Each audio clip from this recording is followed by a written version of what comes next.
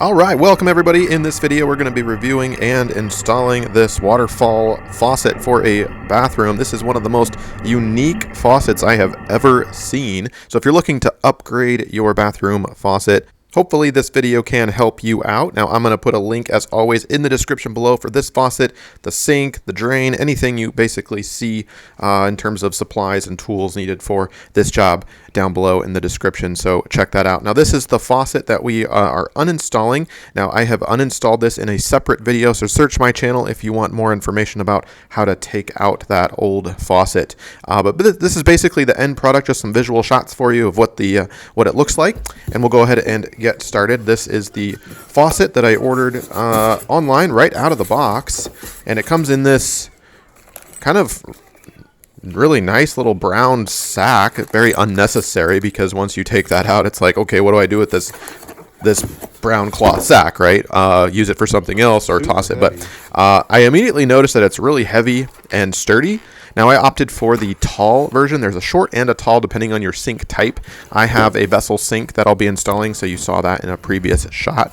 Let's take it out of the bag and you get an idea of what that looks like. It stands, the tall version stands about 10 inches tall. Don't quote me, it's like 10 something, and you can read the instructions in the description below on what the exact measurements are, because you'll want to make sure that that's going to set up nicely in your situation. So the first thing we're going to do is turn off the water, and again I'm going to explain how to uninstall in more detail in a separate video. But basically we unscrew things, get the sink out of there, turn off the water supply down below, and disconnect the hoses, and then of course everything should just pop out. Again, search my channel for how to uninstall a bathroom faucet if you are interested. And we're going to go ahead and paint everything up and get the countertops ready. Again, separate videos on all that. We're just going to fast forward here because the idea is that I actually get all my prep work done on the vanity and my renovation, my countertop, all that good stuff before we install the faucets, right?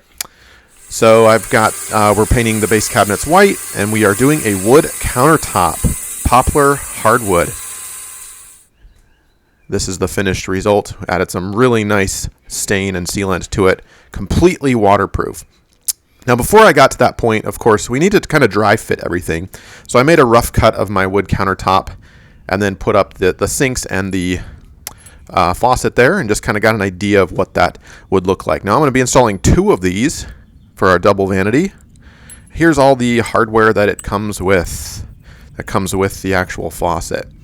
Not particularly high quality here. In other words, it's not like super dense, super heavy. So it feels a little cheap, a little lightweight.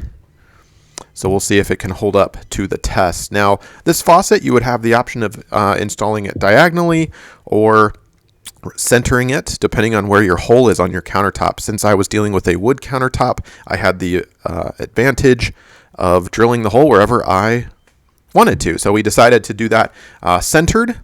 And another question to ask is, okay, how far do you want it to be to the sink? It needs to have enough clearance, right? So that water, when it turns off and drips, will fall into the sink. So that requires around 4 3/4 from kind of the neck to the end of the spigot.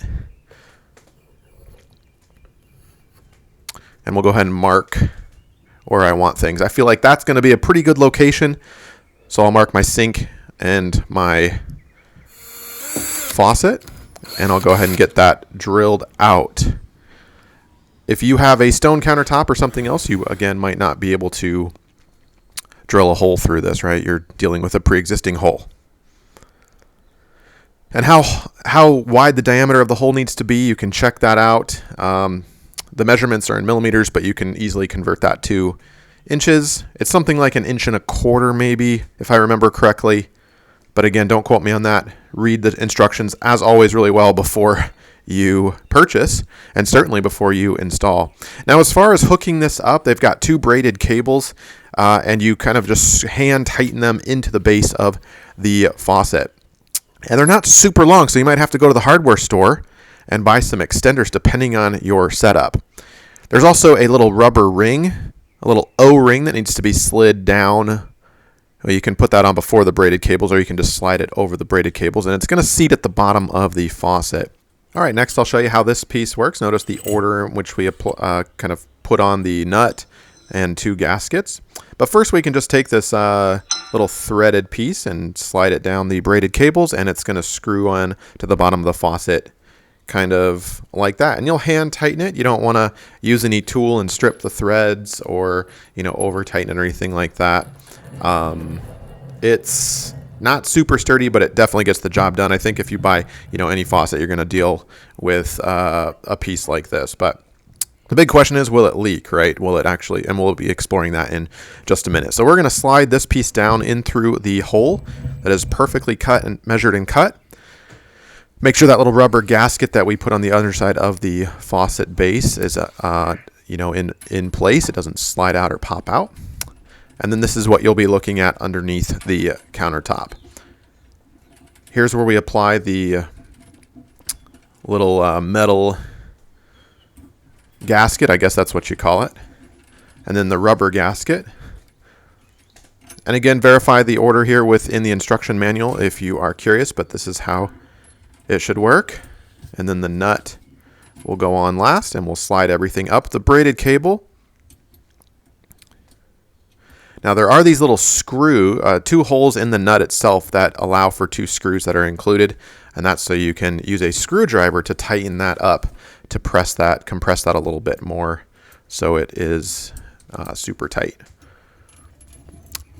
And this is going to compress against the base or the bottom, the underside of your countertop, and basically make sure that your faucet does not move or wiggle or turn, right? So you want to get that nice and tight. Make sure the faucet is in the correct position on the top of the countertop, though. Kind of like that. You can move it left and right. Make sure it is centered and make sure it's pointing the right direction. And then we'll go ahead and hook up the braided cables. In my case, I had some steel cables or whatever these metal cables are. It's not braided. It's not fabric. And we'll hand tighten those. I did not use Teflon, and I did not use pipe dope. Of course, you can research that, and you'll always want to check for leaks for like a couple of weeks afterwards. Just rub your hand on there. We'll be doing that here in just a second. I'll show you what that looks like, but we'll get things turned on. And I've got a little, before I get my sink installed, I want to make sure that this thing is working, right? I don't want to go to all the effort of hooking up the sink and the drain and everything, and then figure out I've got a leak, and then I have to navigate around all that pipe work and stuff. So this is a little easier. I just took a piece of or a little bit of Tupperware and turned it on. Turn the water back on. See water coming out here. That's good. And I'm not giving it full pressure. Obviously, it can come out a lot stronger than that. I'm just making sure everything works before I invest more time into this. So I am happy with the waterfall. This is my first visual of what it looks like, water coming out and then turning it off. How long does it take for it to stop dripping, for example, right? And we are dry. I'm just doing a little spot check here with my hand, making sure we're all sealed up. There's no drip, drip, drip coming from the base or the cable connections. And of course, I will get my sink installed after that point. All right, the second one, we'll basically rinse and repeat here. Get everything hooked up. Get it seated onto the countertop itself through the hole, making sure that little O-ring does not pop out of place. Can you see that under there? That really thin, round little O-ring. There's a groove that it sits in. And you get to watch this part again, too, in case you missed it. Notice the order here. Metal, then the rubber, and then the nut goes on after that. Slide it up. So really simple installation here if you haven't gathered that already. Put the camera down. Get that threaded correctly. There we go. Turns all the way up by hand. and then you can use that screwdriver, as I mentioned earlier, to get, obviously tighten the nut as far as it'll go, and then use that screwdriver, and you should be solid. Get your cables hooked back up. Look at this one-handed operation. All right, and we'll test this one out too. You get to watch this live. This is the first time turning this on. It's not live, but it's not an edited part. This part of the video is unedited. So water is going on for the first time. And let's turn it on and see if it holds up like the first one did. In a minute, I will, once I get the sinks all hooked up, we're going to turn this baby on and see how we can adjust the water pressure as well. Because if you have a vessel sink, or depending on the shape of your sink, the water pressure might actually create too much splash for you, right? So how can you adjust that? Obviously, you've got your handle right here, but is there a way that you can kind of max out the pressure so it's not too much anytime you turn on the handle all the way, for example? So I'll show you what I did here in just a second. Another shot. Everything looks to be good and dry. I don't feel any drips or beads. And you can get a flashlight too under here and actually monitor that over the next couple of weeks to make sure.